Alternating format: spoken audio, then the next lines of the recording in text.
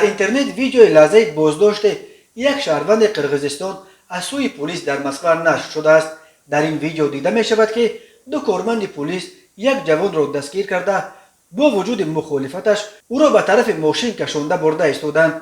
در نوار دیده می شود که کارمندان پلیس آن مهاجر را به سر رویش میزنند و در آخر در روی زمین خوابانده به دستانش زولانه میزنند و سپس در روی اسفالت کشاله کرده میبرند. سفارت قرقیزستان در مسکو گفت این جوان 21 سال داشته. او را روز 2 نوامبر در ناحیه خراشوی شهر مسکو برای تفتیش سندهایش دستگیر کرده به شعبه پلیس بردند و 500 روبل جریمه بسته جواب دادند. سفارت گفت با این وجود در رابطه با این قضیه لطوکوب غیر قانونی شهروندش از جانب کارمندان پلیس مسکو به وزارت کارهای خارجه روسیه نوت سپرده حمایت حقوق این شهروندش را به عهده میگیرد. سخنگوی سفارت قرقیزستان در مسکو نازگل یوسفخانووا گفت سفارت به وزارت کارهای خارجه روسیه نوت سپرد و به سرریاست امنیت داخلی وزارت کارهای داخلی روسیه و به کمیته تفتیشات روسیه مراجعتنامه ها ارسال کرد.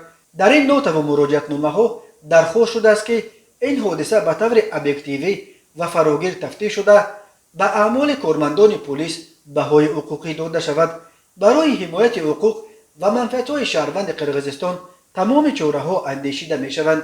قرقیزستان نیز مثل تاجیکستان و ازبکستان از کشورهای مهاجرفرست آسیای مرکزی محسوب شده زندگی اکثر عائله‌ها در این جمهوری نیز از حساب پول از روسیه فرستاده مهاجرانش تامین کرده می‌شود.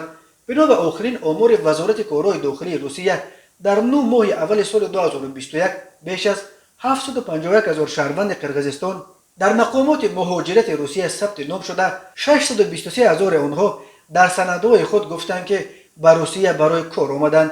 در نیمه اول سال جاری از روسیه به قرقیزستان و اساساً از سوی مهاجران نزدیک 1 میلیارد دلار ارسال شده است. سال گذشته از روسیه به قرقیزستان 1.7 میلیارد دلار پول فرستاده بودند.